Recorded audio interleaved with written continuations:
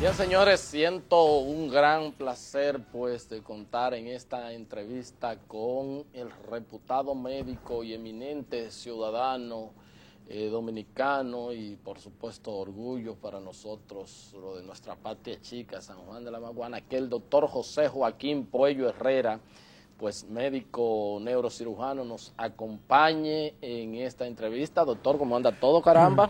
Buenas, Héctor. Parece que va a ser un coloquio entre sanjuaneros, ¿no? Así es, así es, así es. Sí, bueno, pues ahora que San Juan está un poco de moda, ¿verdad? Porque somos Héctor, estamos muy de moda con el presidente, ¿no? Sí, la capital política de ahora mismo.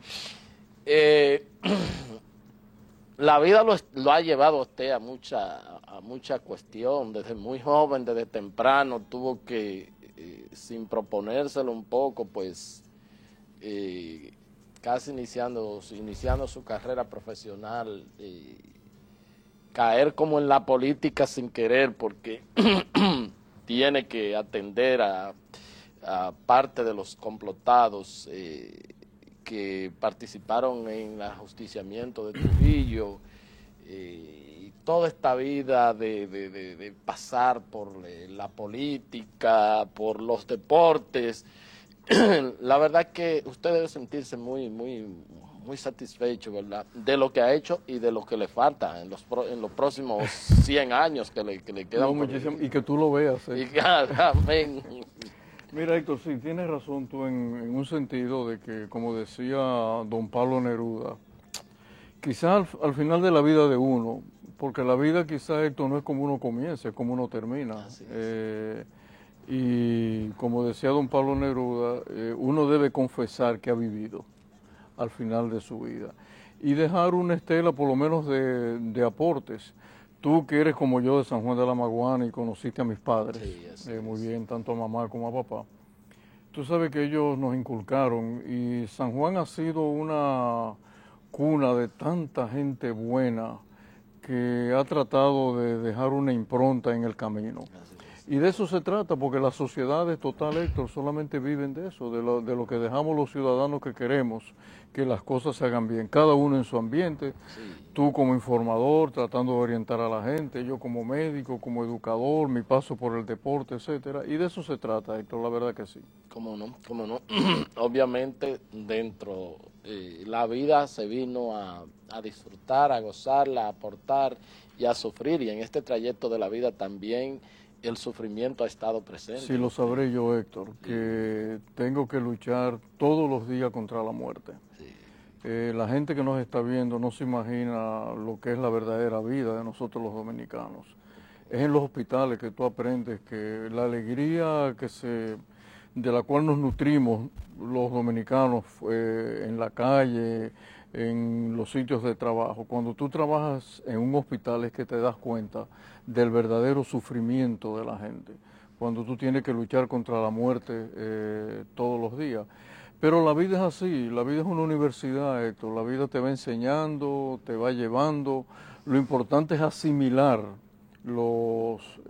esas enseñanzas que la vida te da todos los días. Mira, Héctor, una de las cosas que yo como médico me sorprende es cuando yo veo la grandilocuencia o la prepotencia o el orgullo desmedido de hombres y mujeres que pasan por la vida arrollando a los demás. Sin embargo, lo que nos separa a nosotros de la muerte es que 3 o 4 plaquetas se unan un buen día en una arteria pequeñita que tenemos dentro del cerebro y estamos muertos en 10 segundos.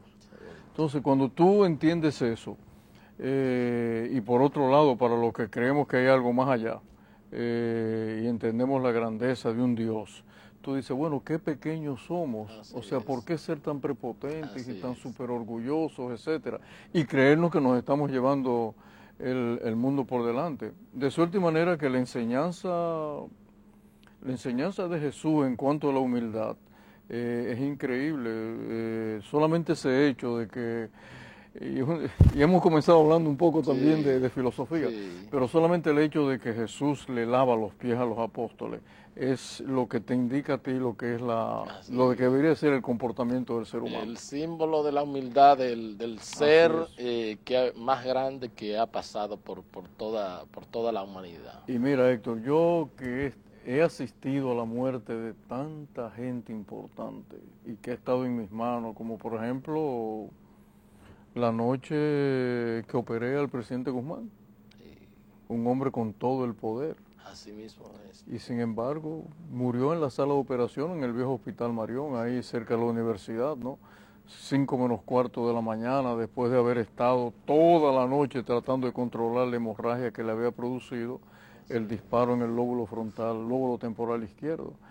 Y esa noche yo pensé mucho en esto que te estoy hablando. Y mira, este hombre que presidente de la República hasta hace unas horas y de repente está aquí muriéndose en esta mesa de operación. Entonces, la vida, por lo menos a los cirujanos y a los médicos, nos va enseñando la realidad de lo que vivimos todos los días. En el caso de ese caso, ya que usted lo trae a colación de don Antonio, inmediatamente llegó a sus manos, usted se dio cuenta de que la situación era precaria. La herida era mortal, Héctor, porque él se dispara con el brazo izquierdo y recuérdense los amigos que nos están viendo que don Antonio había sufrido una fractura en uno de los buques de la Marina de Guerra del hombro derecho. Él no podía utilizar Entonces, en medicina forense, la gente que se suicida y es derecha, lo que hace es levantar el brazo y llevarlo en un ángulo de 90 grados y hace esto.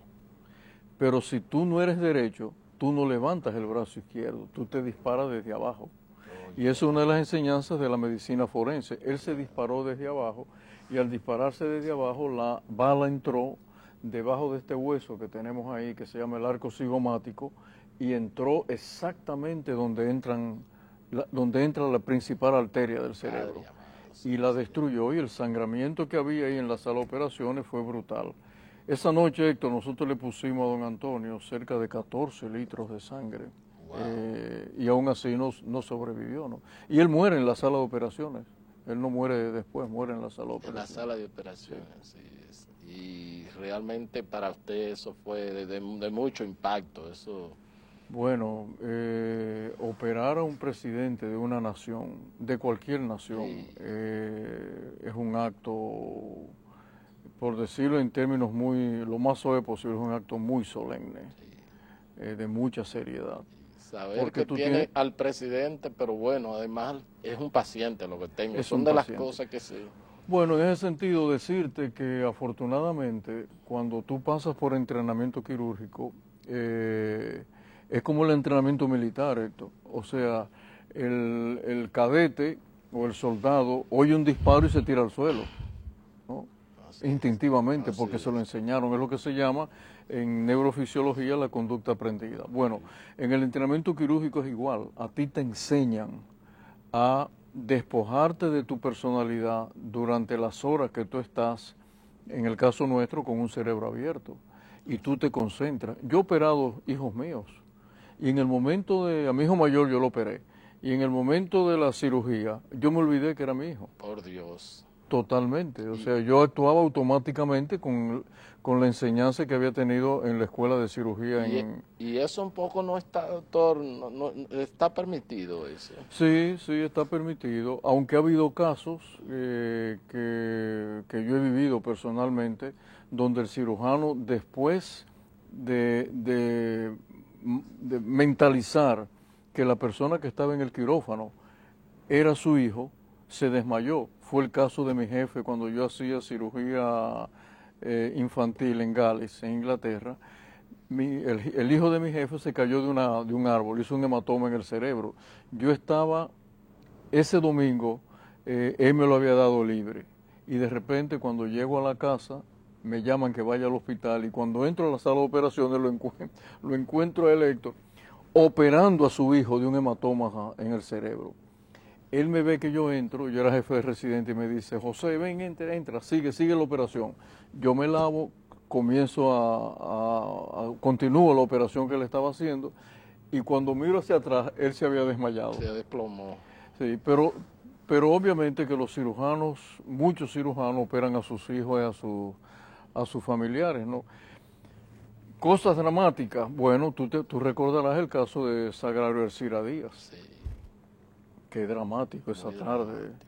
después de ese enfrentamiento en la UAS, con aquella cantidad de militares con armas largas alrededor de la clínica Gómez Patiño, aquella muchacha con aquel balazo en la cabeza, los familiares llorando, su hermano que era estudiante de medicina, todo eso es sumamente dramático. ¿Qué te digo Usted yo? intervino ahí.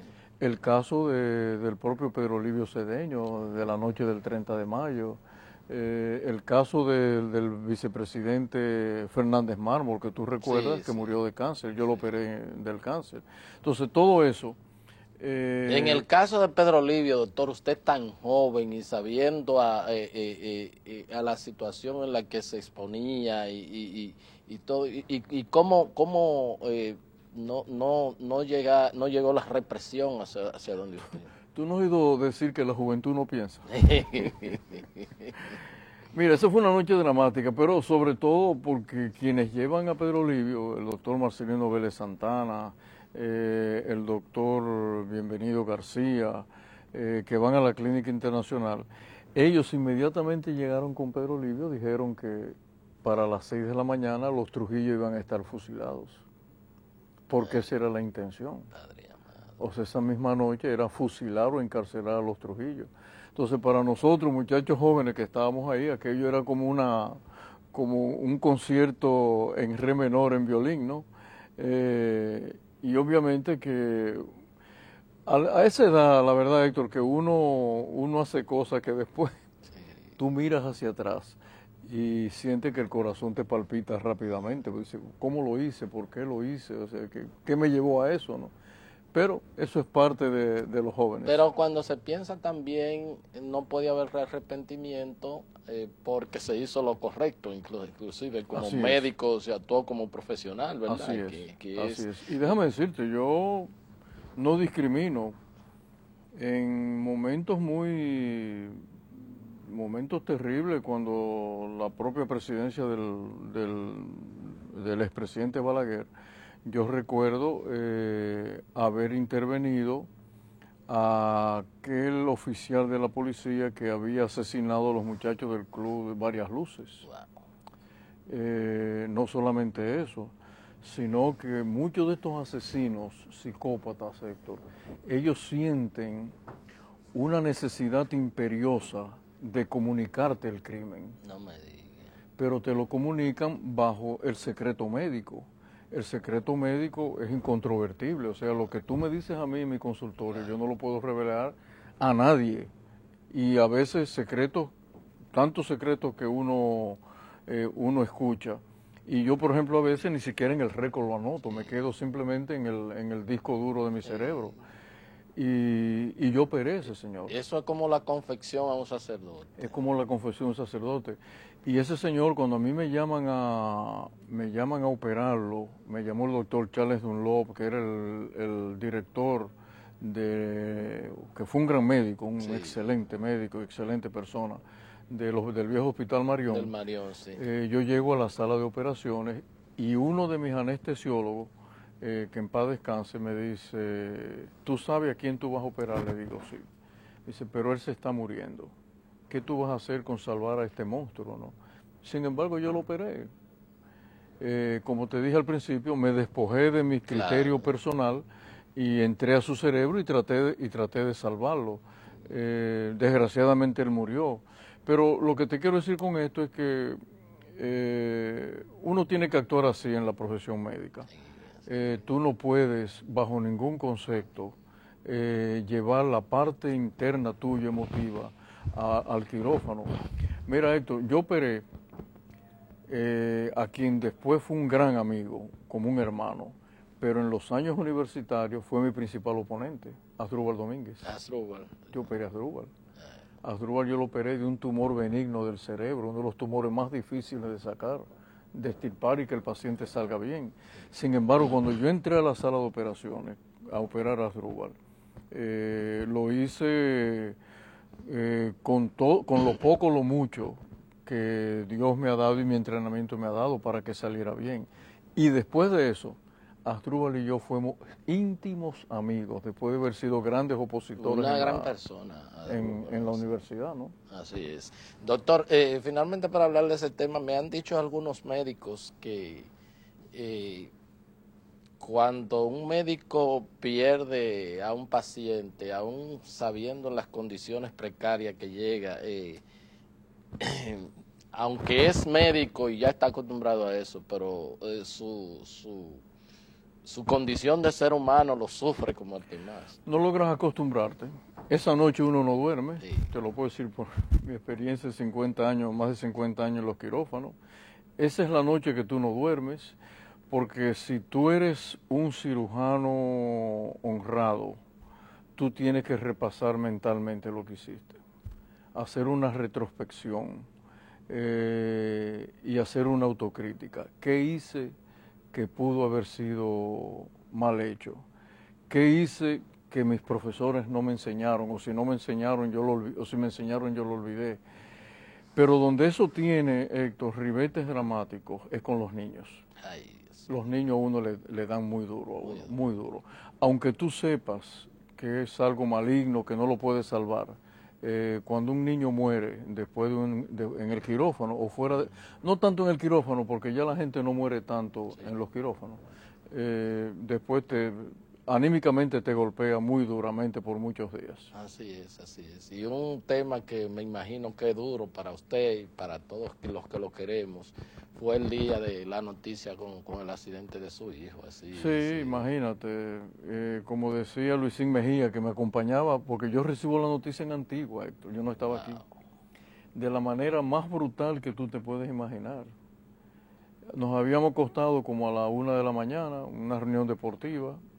Yo estaba hasta acostado con ropa de tan cansado que estaba. Tocan la puerta como a las 3 de la mañana y es un policía de Antigua, un policía de la isla de Antigua. Me identifica y me dice, usted es el doctor Puello, llame a Santo Domingo que su hijo Oliver acaba de morir. Padre amado, sí, Así mismo, Héctor, con ese dramatismo. Mira, yo, como dije al principio, Héctor, yo he enfrentado la muerte y la enfrento todos los días. He tenido que consolar a mucha gente, he acompañado a mucha gente en sus últimos momentos, a mi padre, a mi madre, a mi primera esposa, todo eso. Pero no quisiera uno, la gente que nos esté escuchando a ti y a mí esta noche, no quisiera uno pasar por la muerte de un hijo. Mira, Héctor, eso es como si a uno le arrancaran un pedazo del alma. Y lo más triste de todo es que no se olvida. así es. No se olvida. Yo hay días, Héctor, y lo digo, la gente me podrá decir que quizá en este momento estoy siendo muy emotivo, pero hay días que yo escucho la voz de Oliver como si me estuvieran llamando, no papi. O sea, hay días que le escucho porque se supone o presuponemos los seres humanos que tú no debes enterrar a tus hijos. Así es. Que debe ser al revés. Eso es así, o sea... Entonces, yo podría decir que la muerte de mi hijo Oliver, que yo tengo un pensamiento muy particular al respecto. Yo creo que era un ser humano tan bueno que quizás Dios no quiso que pasara por las vicisitudes que pasamos todos aquí en la tierra. Y esa es una idea que a mí me reconforta. Él sabía que iba a morir, lo había dicho, lo había escrito. Por Dios. Lo dejó plasmado en escrito, sabía que se iba y se preparó para irse. Secreto insondable de lo que es el destino o de lo que es ese ser supremo que llamamos Dios. Pero la muerte de él me ha hecho comprender un poquito mejor los padres de los pacientes niños que yo opero y mueren. O sea, yo desde la muerte de Oliver me siento más cerca de esos padres que pierden a sus hijos. Y aunque yo siempre he abogado, Héctor, porque que los estudiantes de medicina, cuando me dicen que van a escoger la carrera de medicina, yo siempre les digo a los estudiantes que el principal atributo para ser médico no es ni siquiera la inteligencia, ni el tiempo que tú dispones, ni las buenas manos para operar, ni una buena visión, ni una buena memoria. Para mí el atributo principal que un estudiante de medicina debe tener es compasión. Mira, Héctor, si todos los médicos del mundo llevaran como un sino, como una meta a cumplir todos los días, la compasión, el ejercicio de la medicina sería cada vez mejor. Porque a veces tú no tienes que ser un gran médico, o sea, un gran científico, un gran internista, un gran pediatra, pero muchas veces los pacientes aprecian más tu sentido de responsabilidad enmarcado dentro de la compasión que la propia sabiduría. Porque cuántas veces, Héctor, yo no sé que el paciente va a morir, casi todos los días. Así es. Yo entro a la sala y veo un paciente operado de un cáncer ya terminal y yo sé que ese ser humano lo que le queda son semanas y que no importa lo que yo haga, no lo voy a salvar. Entonces, ¿por qué no emplear esas últimas semanas o meses de un paciente terminal en tú darle un poquito de compasión? Y mira, Héctor, eso funciona. La muerte a esos pacientes se le hace más llevadera. Y muchos de ellos, no te voy a decir que mueren felices, pero muchos de ellos se enfrentan a la muerte con mucho mayor valentía. Tú y yo estamos hablando de estas reflexiones. Quizá uno no sabe cómo la gente va a tener en un programa como el tuyo, que es tan diverso, hablar de esta filosofía de vida y de muerte. Pero son las cosas que uno ve todos los días. Así es, y es el José Joaquín que también uno quiere conocer. Voy a solicitar su anuencia para ir a unos compromisos. Tengo que venir ya a hablar de un tema de la vida terrenal, del día a día.